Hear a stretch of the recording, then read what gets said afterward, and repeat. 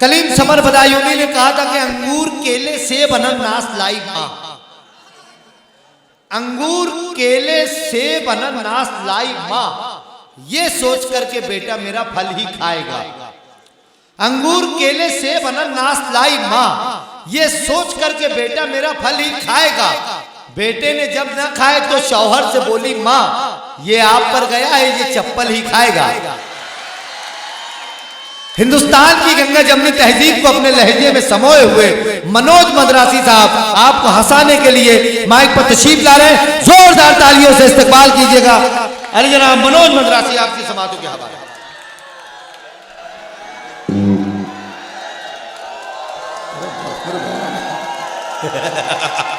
क्या बात।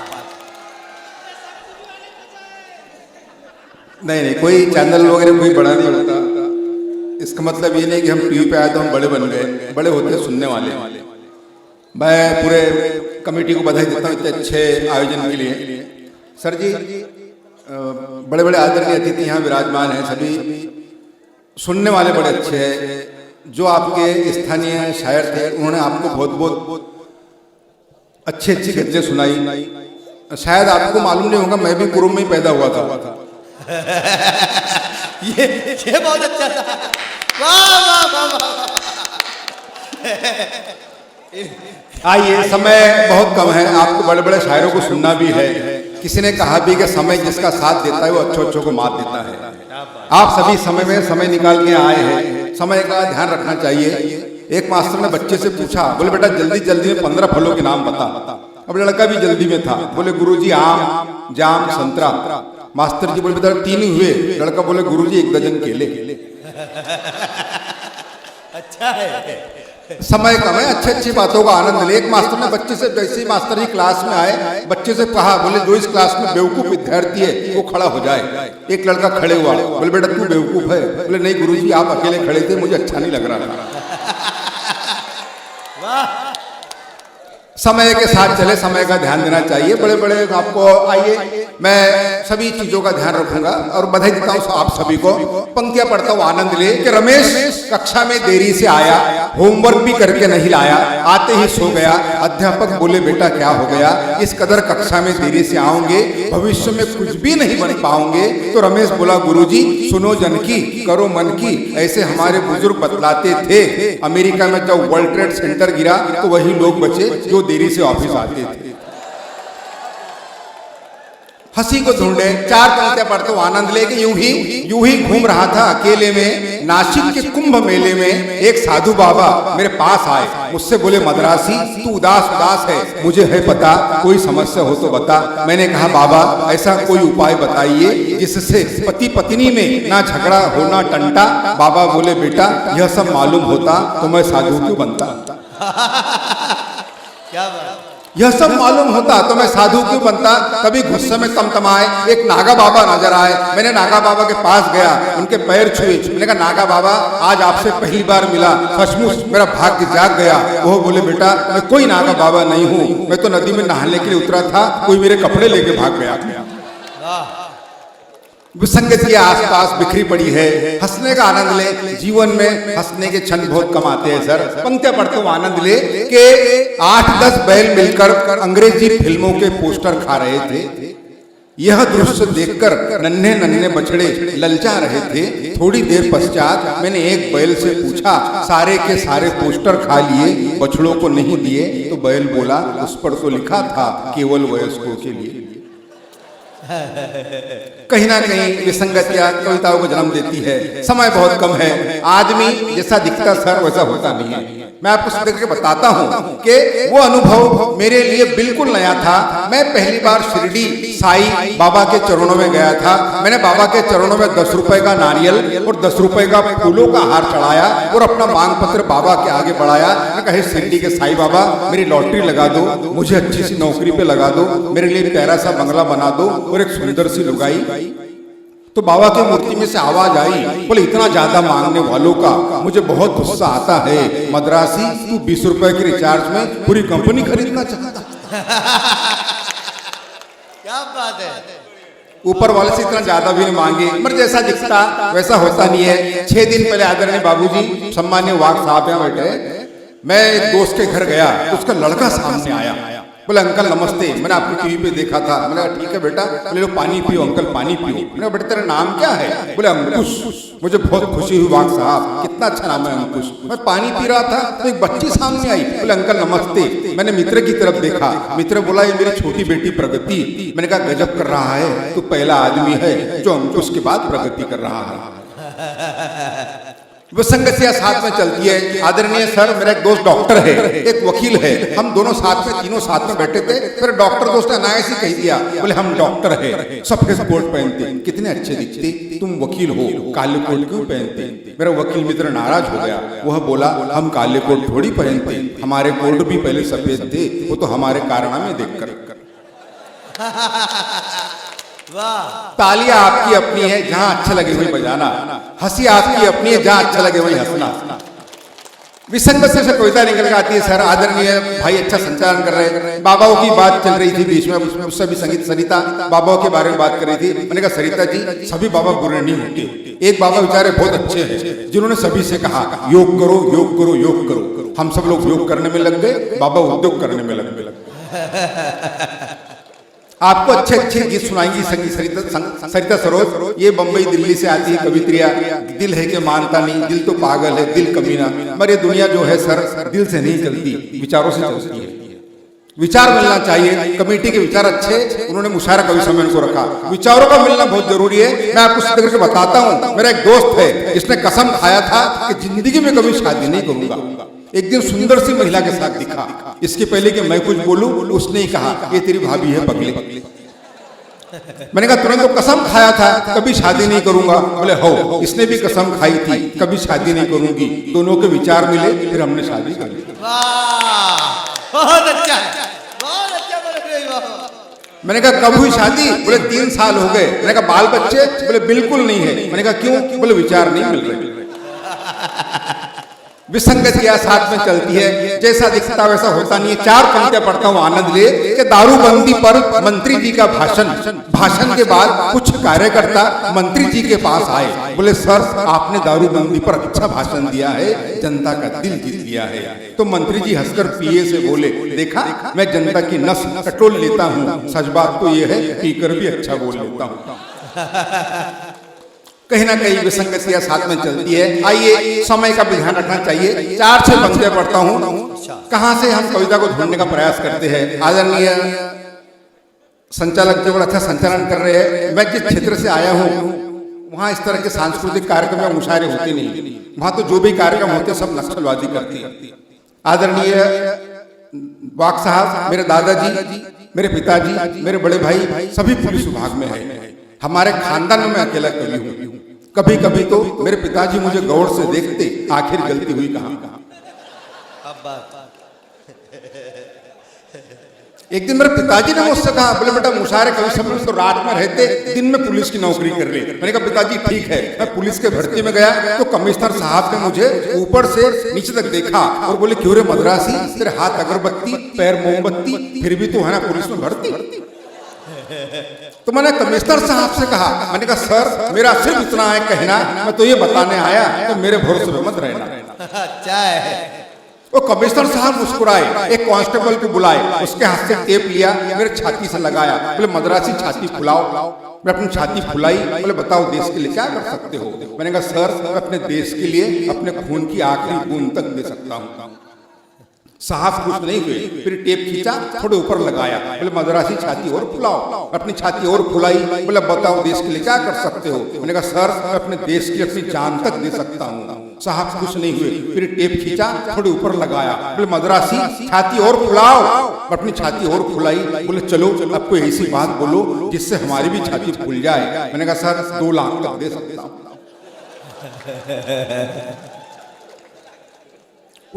साहब ने तुरंत कहा सिलेक्ट। उतने में कांस्टेबल आया, बोले आपका सिलेक्शन हो गया, आपको 30,000 रुपये महीने की तनख्वाह मिलेंगी, पहनने के लिए वर्दी मिलेंगी और एक क्वार्टर। मैंने कहा सर आज संडे का दिन है, एक क्वार्टर में क्या होता है? आइए जहां से कोई हंसी निकलती वहां से हमने हंसी को ढूंढने का प्रयास किया है। ना हमने कोई भारत की बात की, ना पाकिस्तान की, ना राहुल गांधी की, ना नरेंद्र मोदी जी की।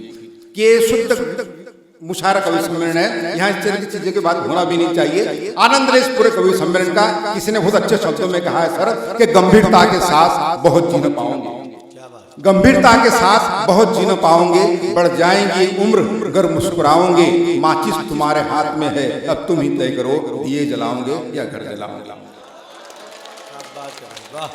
अच्छी अच्छी बातें मंच होना चाहिए। ये मुशायरा कवि सम्मेलन है, कोई राजनीति का मंच नहीं है। मुझे अच्छी पंक्ति याद है, इस पंक्तियों का आनंद ले कि जेल में कवि सम्मेलन के दौरान, जेल में कवि सम्मेलन के दौरान कवियों ने कैदियों को नॉन स्टॉप 2 घंटे तक कविताएं सुनाई।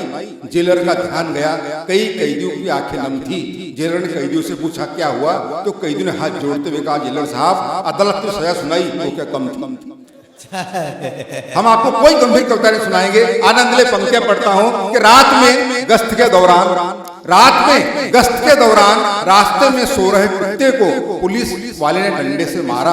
कुत्ते ने गुर्रा के देखा और चुप हो गया बेचारा। मैंने कुत्ते से कहा अरे पुलिस वाले ने तुझे डंडे से मारा, क्या तेरे मन में उसे काटने के भाव नहीं जगे? कुत्ता बोला जगे मगर पुलिस वाले के मुंह कौन लगे। कुत्ता बोला जगे मगर पुलिस वाले के मुंह कौन लगे। जैसे ही पुलिस की जीप बड़ी आगे, 2 चोर आ रहे थे भागे भागे। पुलिस वालों ने चोरों को पकड़ा, अपना हाथ दिखाया तगड़ा। थोड़ी देर बाद दोनों चोर मुस्कुराते हुए जाने लगे। तो मैंने चोरों से कहा शर्म करो थोड़ा, चोरी करने के बावजूद पुलिस वालों ने तुमको छोड़ा। तो एक चोर बोला ऐसे ही थोड़ी छोड़ा, कुछ हमने छोड़ा तब कहीं जाके उन्होंने छोड़ा। आइए, समय का ध्यान रखना चाहिए। बड़े बड़े कवियों को आपको सुनना है, एजाज साहब को सुनना है। मगर किसी ने कहा भी सर के तानसेन बड़ा नहीं होता, कानसेन बड़ा होता है। सुनने वाले बुद्धिमान होते हैं। मैं आपको सीधे बताता हूँ, 6 दिन में इंदौर का था मुशायरे में, मैंने मंच पे से कहा, मैंने कहा 4 पंक्तियां सुना रहा हूँ, चौथी पंक्ति पे आपकी तालियां चाहूंगा। एक चाचा खड़े हुए, बेटा चौथी पंक्ति सुना। आदरणीय सर मैंने जल्दी जल्दी में 4 पंक्तियां सुनाई, वो उठ के मंच तक आए, बोले मद्रासी जी मैंने आपको सब टीवी के मशहूर कार्यक्रम वाह वाह क्या बात को सुना था, आज यहाँ सुना, क्या लिखते हैं आप? मैंने उनके चरण छुए, मैंने कहा बाबूजी बहुत बहुत धन्यवाद। बोले नहीं मैं पूछ रहा हूँ क्या लिखते हैं आप। अच्छा, तब जाके मैं 4 पंक्तियां लिखी है। पूरे इस कमेटी को, समिति को, सभी को पंक्तियां सौंपता हूँ कि अस्पताल में फल वितरण के दौरान डॉक्टर ने कहा मरीज की तबीयत सुधरने की बजाय बिगड़ रही है साहब, कहीं कार्बाइड से पके फल तो नहीं खिला रहे आप? वे बोले कमाल है, मैं अपना जन्मदिन मना रहा हूँ, बाजार से लाकर ताजे फल खिला रहा हूँ और मेरे जन्मदिन की खुशियाँ गम में बदल रही है कैसे? और मरीज से बोले क्यों रे, ताजे फल खा के तेरी तबीयत बिगड़ रही है कैसे? तो मरीज ने हाथ जोड़ते हुए कहा बाबूजी आदमी मन के स्वभाव के सच्चे होना चाहिए, फल बाजार के नहीं, फल करनी के अच्छे होना चाहिए, फल करनी के अच्छे होना चाहिए। आप सभी का बहुत बहुत धन्यवाद। कैमरामैन के साथ मनोज मद्रासी अभी तक पेश करते हुए फल के हवाले से जो मनोज मद्रासी साहब ने कहा, भाई कुछ मिसरे और कुछ पंक्तियां और आप तक पेश करने के लिए एक मर्तबा जोरदार तालियों से हिम्मत अफजाई कीजिए। समय चला जाए। आप सभी का स्नेह प्यार है जो, मगर सभी को सुनना है सर, बड़े बड़े सारे हैं। आइए 4-6 पंक्तियां पढ़ता हूँ। जैसे सरिता सरोज मुझसे भी पूछ रही थी, बोले बहुत मायूस लग रहे हो, बात क्या है? मैंने कहा सरिता जी लंबी यात्रा तय करके आया, मुझे अच्छा नहीं लग रहा। तो एकदम मेरे करीब आके बैठ गई, बोले अब कैसे लग रहा? मैंने कहा सरिता जी आप मेरे करीब आके बैठी तो मुझे ऐसे लगा जैसे कश्मीर फुच्चल के केरल के पास आ गया हो। विषय बड़ी अच्छी बातें कही थी हमारे अफरोज भाई ने, बेटियों के बारे में भी कहा था। इतनी प्यारी कविता उन्होंने सुनाई। किसी ने सर हमारे कलकत्ता के एक मित्र है जय कुमार कुशवाहा, उन्होंने बड़ी अच्छी बात कही है कि मेरे हाथ की बाकी उंगलियां, मेरे हाथ की बाकी उंगलियां उस उंगली से जलती है जिस उंगली को पकड़कर मेरी बेटी जलती है। देश में सारे बड़े बड़े पद जो है महिलाओं के पास है, वो इसलिए कि महिला बुद्धिमान होती है। 8 मार्च महिला दिवस के दिन मैंने पत्नी से कहा, मैंने कहा ये बता महिलाएं काय का रूप है? बोले शक्ति का। मैंने कहा पुरुष? बोले सहन शक्ति का।